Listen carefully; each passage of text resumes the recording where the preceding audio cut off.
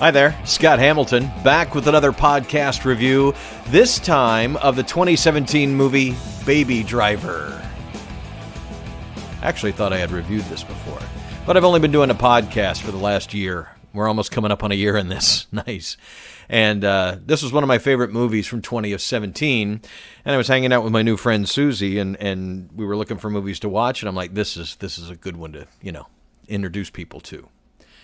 So it's made by Edgar Wright. If you haven't seen the movie, there will be some minor spoilers in here, but it's been out for a few years, so you should have seen it by now. I always like to call this movie, What If Some John Hughes Characters Got Stuck in a Quentin Tarantino Movie, which is very much what it feels like. The main characters of Baby and Deborah are nice, and they mean well, and they do well, and they try hard. And then they're in this story with all of these low-life scumbag criminals. And it plays out like a Tarantino movie, but these are two kids that you want to get together, and that's part of the story, part of why this particular story works. It's an Edgar Wright film. He came to my attention with movies like Shaun of the Dead and Hot Fuzz. He eventually went on to make another one of my favorite movies, Scott Pilgrim vs. the World, which I think just has a kinetic energy you won't find in many other movies these days or ever. And this was something completely different, an idea he'd had for a long time. I remember when it came out, I watched all the extras on YouTube. I got the Blu-ray, I got the 4K. I imported the British Steelbook because it came out first, but then the US Steelbook was a little bit better, so I had to get that one too. And so last night I watched it in 4K and just, again, fell in love with the movie. I think it's a great kind of cult classic movie that should, if midnight movies were still a thing, this would be on the midnight movies with, heavy metal and Rocky Horror and a few other things. Cabin in the Woods would be a good midnight movie, I think. But Edgar Wright had this idea to kind of do this gritty urban story of a guy who was a good guy who drove for bad guys and was trying to get out of the life. They filmed it in my hometown of Atlanta, which is something I didn't know much about until I saw the movie. And it's filmed on the streets where I went to concerts, went out to eat. I was born in downtown Atlanta and grew up in the suburbs. Well, the suburbs were 20 minutes away from downtown, so anytime a big weekend was coming up when I was a kid to go to the museum or a movie or whatever, it was Atlanta.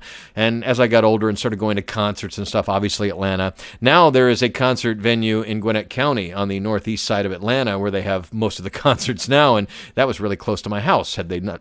Why couldn't they build that when I was younger? But anyway. So I went to see this movie when it opened because I'm an Edgar Wright fan, and I just like the idea of it. And I was just shocked that I recognized every particular place where they filmed because it's my hometown. And then I was blown away by the cast. Ansel Elgort is great. I had no idea. I've seen him in a couple movies, and I liked him. But in this movie, I just thought he was a revelation. He's just adorable. You want to pinch his cheeks, and he's just a nice guy, and you really like him, and you want him to succeed. And he's got some quirks to the character, which I think is great. But in doing just a little bit of research for this podcast, I found out he went to the School of American Ballet. So that means that those dancing scenes that he does, he's big into music, and we'll get into that here as I get into the review proper.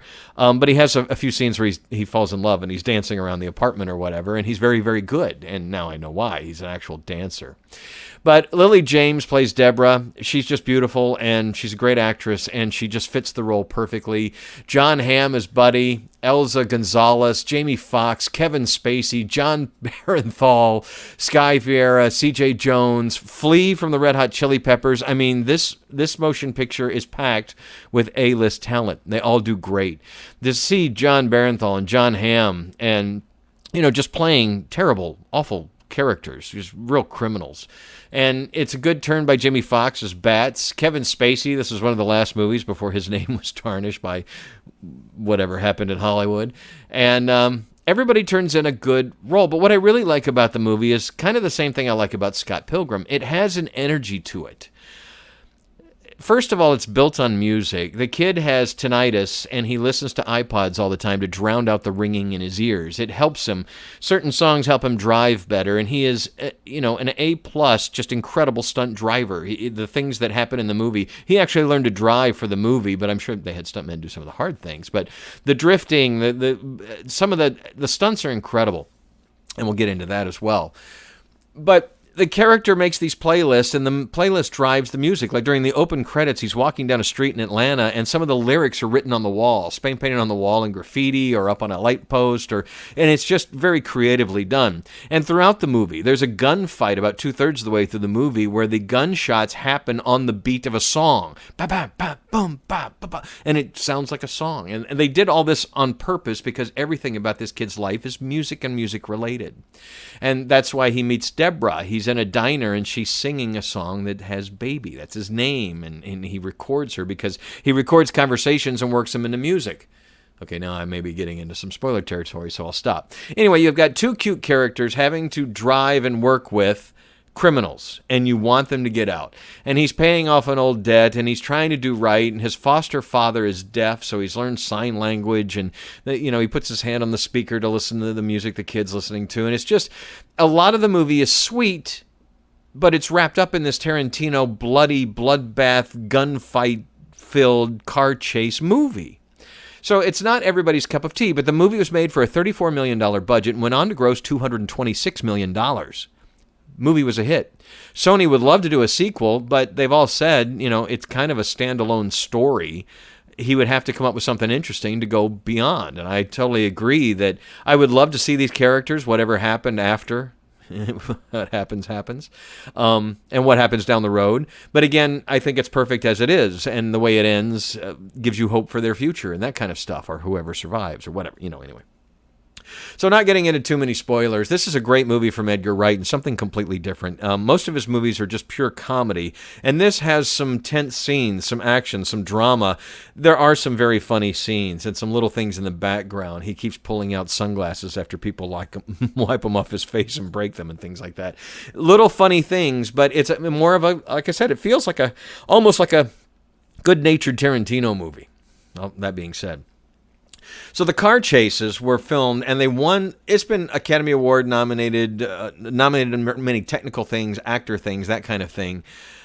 They had a chase car behind the cars in the car scenes, and they were not only filming from there, they were editing in the back seat. Edgar Wright and his editor built an editing suite in the back of a car so they could edit things on the fly. And if they didn't get something right, they could just redo it right then, right now, Everybody in the movie learned how to drive, or everybody that has to drive a car. There's some incredible stunts and stuntmen working. Just the driving scenes are some of the best driving scenes I've seen since Steve McQueen's Bullitt back in the early 70s. They have an intense, realistic quality to them, that they're really racing around the streets of Atlanta.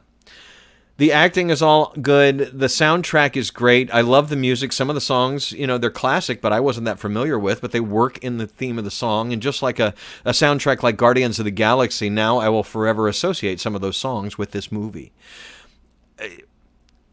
I can't impart on you just how sweet-natured some of the characters are in these terrible situations. It's bloody. There's gunshots. People get blown away. People fall off. People explode. I mean, it's definitely earns its R rating in the violence and language department. But again, it's two nice kids you want to see succeed with all this mess going on around them. And I think that makes for a very compelling, dramatic film, but also action-packed, funny, lightweight. It's all the things I look for in this kind of movie. I was very entertained the first time I've seen it, and very entertained the fourth or fifth time I've seen it. I'm not bored with it. I see other things. I catch little things. I was really, really, really into it once again. Movie's only been around 3 years, and I just feel like it's one of my favorites of all time. So if you haven't seen Baby Driver, and I haven't done too many spoilers, check it out. I'm sure it's on some streaming services. It's definitely worth owning. I'm sure Sony has put it on sale. I bought it when it came out and really haven't checked since, but it is a fantastic movie. It got great critical acclaim. It was nominated for a bunch of awards, and still it flew under a lot of people's radar.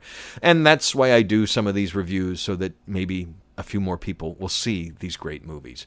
So check out Baby Driver. If you've ever liked an Edgar Wright movie, see what he's up to these days. I think it's fantastic, and I can't wait to see what he does next, because it's just, he's growing, evolving, and that's what I want any artist to do. I think he did a great job on this and Scott Pilgrim and pretty much every other movie he's made. So kudos to him. The rest of the cast want to see what they're doing next. I would like a sequel, but I don't need a sequel because it's great as it is. Baby Driver is available on Blu-ray, 4K, and streaming services, I assume. Definitely check it out. I'm Scott Hamilton. I'm ROCKFILE. My website is therockfile.com. It has links to all my other projects. Please subscribe. Please share. Please check out the Patreon page if you're feeling like supporting. And thank you very, very much for listening.